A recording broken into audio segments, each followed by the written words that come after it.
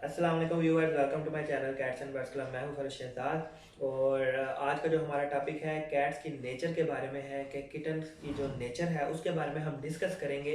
आपके जो कमेंट्स वगैरह हैं वो उसको मैं रीड करता हूं, आपके जो मैसेजेस आते हैं उनसे मैं आइडिया लेता हूं कि आपको क्या क्या चीज़ बतानी चाहिए, आपको कौन सी इंफॉर्मेशन चाहिए होती है मुझसे।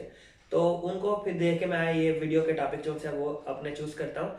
तो अब आप मेरे सामने देख सकते हैं कि मेरे पास ये किटन है, ये मेरी गोद में बैठा हुआ है, मुझसे खेल रहा है और थोड़ा थोड़ा बाइट भी कर रहा है। तो ये हर किटन की नेचर अलग अलग होती है। कुछ किटन होते हैं बहुत ज़्यादा शरीफ होते हैं, यानी कि उनको जहाँ भी बिठाओ जैसे भी उठाओ उन्होंने आ जाना इजीली, ठीक है।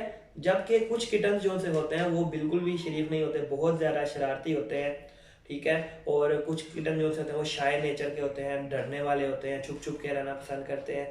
तो ये सेम ऐसे ही है जैसे इंसानों की जो नेचर है हर एक ही डिफरेंट है। कुछ इंसान कॉन्फिडेंट होते हैं बहुत ज़्यादा, और कुछ इंसान जो उनसे होते हैं वो बिल्कुल भी कॉन्फिडेंट नहीं होते, शाय नेचर के होते हैं, छुप छुप के रहना पसंद करते हैं, किसी से ज़्यादा बात नहीं करते। और किटन्स में भी ऐसे ही है, पर्शियन कैट्स में भी ऐसे ही है। हम अक्सर अपनी कैट्स को दूसरों के कैट से कंपेयर करते हैं, जबकि आपकी कैट भी अच्छी होती है, उसकी अपनी आदतें हैं, और दूसरे जो किटन्स हैं दूसरों की कैट्स हैं उनकी अपनी अपनी आदतें हैं। हर एक में अच्छी चीज़ें भी होती हैं और बुरी चीज़ें भी होती हैं। तो अगर हम अपनी कैट्स को दूसरों से कंपेयर करना शुरू हो जाए तो फिर हमें लगता है कि शायद हमारी कैट्स में कोई मसला है कि दूसरों की कैट अगर गोद में बैठती है तो हमारी क्यों नहीं बैठती, इसको भी बैठना चाहिए।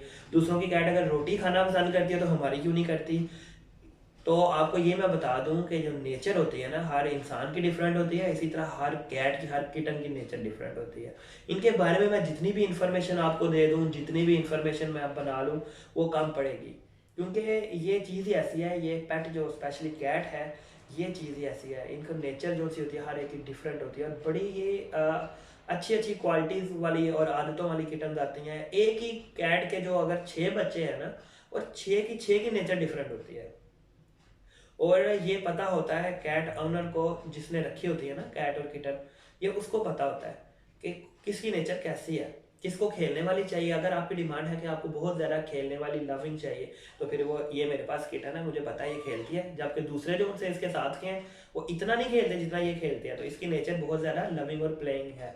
इसके अलावा जो दूसरे किटन्स हैं वो बहुत ज़्यादा शरीफ हैं, बिल्कुल जैसे मैं बिठाऊँ वैसे बैठे रहेंगे। गोद में बिठाऊं या बेड पे अगर मैं सो रहा हूँ और उसको अपने साथ सुला लूँ तो कोई मसला वगैरह नहीं होगा। वो जहाँ पे बिठाओगे उनके लिए कैट हाउस ला के रखेंगे, उसमें बैठ जाएंगे। जबकि कुछ लोगों का कहना है कि हमने अपने किटन के लिए कैट हाउस लेके आए हैं और जनाब वो कैट हाउस में बैठते ही नहीं है। अगर हमने उनके लिए कोई चीज़ बनाई है, टॉयज बनाया, उस पर खेलता ही नहीं है, ज़मीन पे जाके बैठता है। तो हर एक ही पसंद, किटन की पसंद ना पसंद डिफरेंट होती है। कुछ ज़मीन पे बैठना पसंद करते हैं, कुछ बेड पे बैठना पसंद करते हैं।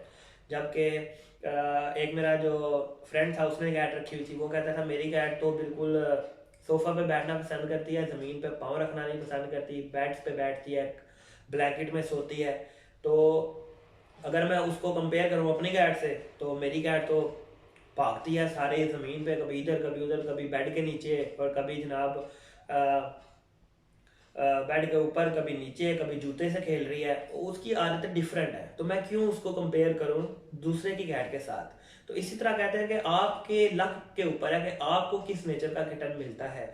जब किटन छोटे छोटे होते हैं तो उनकी नेचर का ज़्यादा पता नहीं होता, और फिर वो जैसे ही मदर फीड से अलग होता है उनको सेल कर दिया जाता है।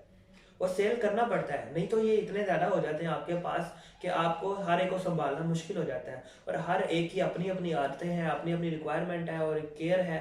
तो इस हिसाब से हर एक को रखना भी वो ऑनर के लिए भी पॉसिबल नहीं होता, तो वो उसको सेल कर देता है। अब आपकी किस्मत पे डिपेंड करता है कि आपके पास कैसी नेचर वाली कैट आने वाली है, समझदार भी है या नहीं। कुछ कैट्स को ट्रेनिंग देते हैं तो बहुत जल्दी वो सीख जाती हैं, बहुत समझदार, जैसे ये मेरे पास है और ये बहुत समझदार है। इसको ट्रेनिंग देंगे तो ये एक एक दिन में मैंने ट्रेनिंग दी थी और एक दिन में ही सीख गया था, ठीक है। जबकि दूसरे कुछ किटन है, कुछ 2 दिन लेते हैं, कुछ 3 दिन लेते हैं, कुछ एक हफ्ता लेते हैं, और कुछ ऐसे किटन होते हैं 1 महीने बाद सारा सीखा सिखाया भूल गया, दोबारा से ट्रेनिंग देनी पड़ेगी। और कुछ इतने ढीठ होते हैं जो उनको केज में रख के ट्रेनिंग देनी पड़ती है। तो ये डिपेंड करता है नेचर पर। और मैं टीचर हूँ और बहुत सारे स्टूडेंट्स को मैं पढ़ाता रहता हूँ, तो इस हिसाब से मैं अच्छी तरह इवेल्युएट कर सकता हूँ, अच्छी तरह बता सकता हूँ कि जैसे इंसानों की नेचर डिफरेंट कैसे कैसे है एक दूसरे से।